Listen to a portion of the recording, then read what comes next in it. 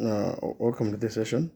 I think the most important thing in this session, what we want to discuss, is related to couples working in the same organization. Yeah, so there are moments whereby people who are employed within the organization, there might be couples, for example, or relations. Sometimes there could be a sister and a brother working in the same organization, or a husband and a wife working in the same organization, or sometimes a mother and a son, or a father and a son, an uncle to someone, but these people are working in the same organization. Of course, we know there are certain private companies where maybe these people could be related and they are holding very senior positions. I think that's different from a situation where some people have been employed within the organization, but they are relations, because they tend to be some kind of favoritism. Sometimes could be that's positive discrimination, whereby some people can be promoted, or maybe you can be sent to training, or in other cases they cannot be disciplined just because they are related to someone within the organization. So you might find that there are always biases when it comes to issues of shortlisting. For example, if you ask someone who is a mother to someone to do some kind of shortlisting, for example, where one of the candidates who has applied for the job, for example, internally, is a son to that particular shortlister. Or sometimes it will also be whereby someone is outside the organization but has applied for a job, but is related to someone within the organization who is a part and parcel of a shortlisting panel. So such kind of issues, they tend to bring some kind of confusion to the people who are in the organization, because there got to be some kind of conflict of interest. Yeah, that's why it is important sometimes to declare conflict of interest where you feel that you cannot make an independent decision regarding the process, the HRM process, or any other process within the organization. Could be you are the one who has to determine who should go for a field trip, for example,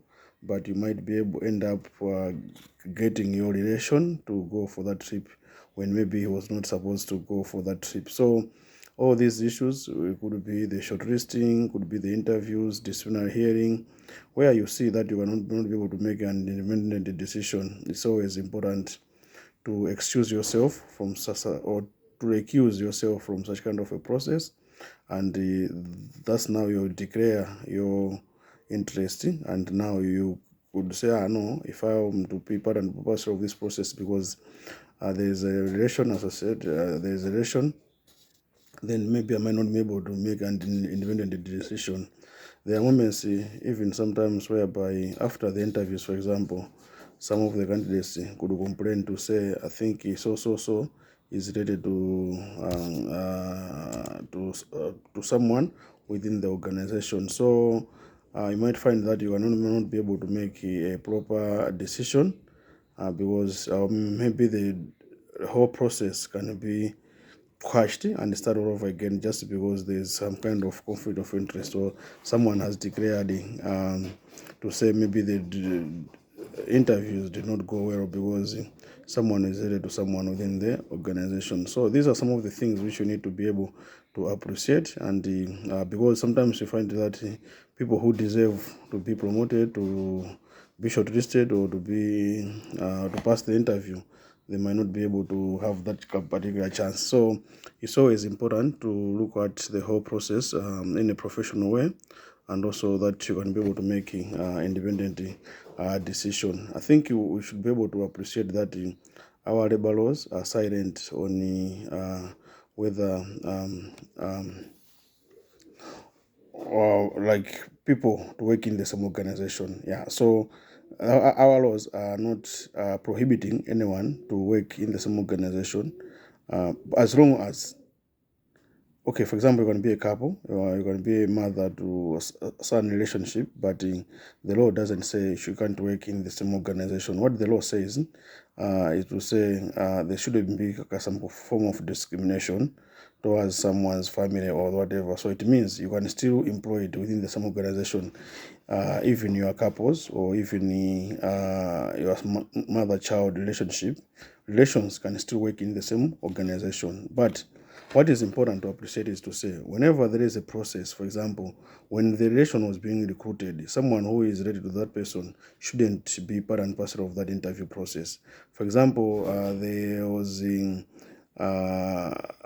shortlisting. Shouldn't, if you know that there is your relation, shouldn't be involved. So your relation can be recruited as long as you are not involved in the whole process. So your relation can be promoted as long as you're not involved in the whole promotion process. So that's the basic understanding of what the law says. And I think sometimes you might find that some scholars have argued to say maybe it's not good for people to work in the same organization and all that, but at the end of the day, there's no law that prohibits that. But as long as the other person who is within the organization, or you should not be involved in the process of recruiting or appraising or maybe promoting a fellow employee, or even disciplining a fellow relation. So that's what the law specifically mentions. That's now you're talking about the issues of conflict of interest. You are conflicted in one way, so you cannot be able to make an independent decision. I think there's a case, a court case, I think involving Tugombo girls. I think a year back, I think there was an applicant in Kondwani Kaunda. I think Kondwani Kaunda was married to a teacher. Kondwani Kaunda was in the accounts and was employed as a teacher at Tugombo girls years back.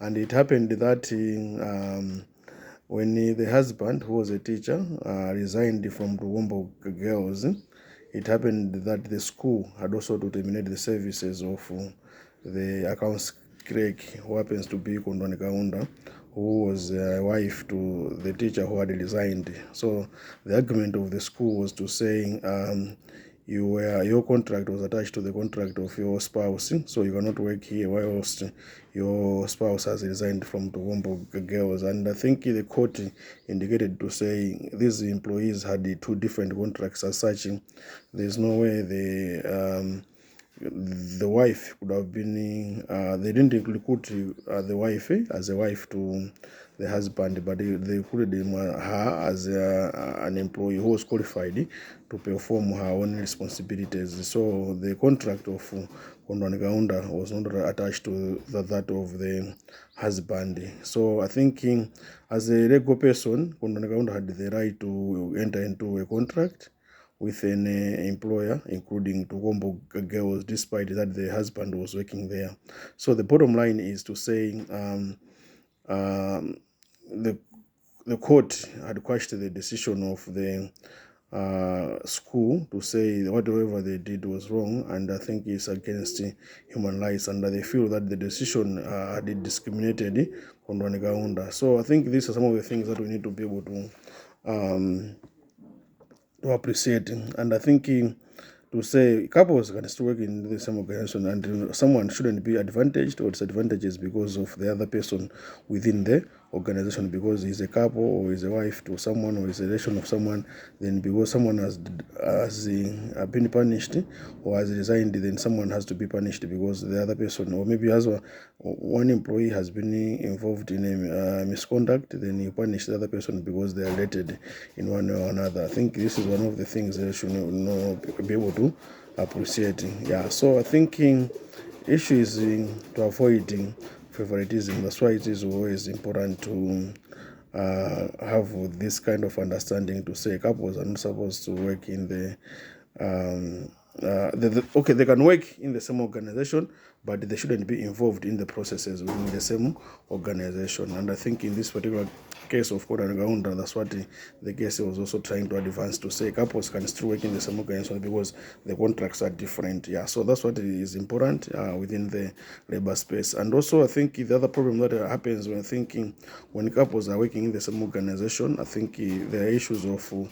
benefits, for example. Yeah, so what we need to appreciate is that each and every employee has got his own contract. So it happens that maybe two people who are employees within the organization, one employee is on a senior position and the other employee is also on a senior position, and now they have got some kind of entitlement. So the entitlements could be, for example, a house. Would do the organization provide two houses? Yeah. Would do for medical aid, for example, they've got the same children. Would we providing medical schemes to both the father and the wife?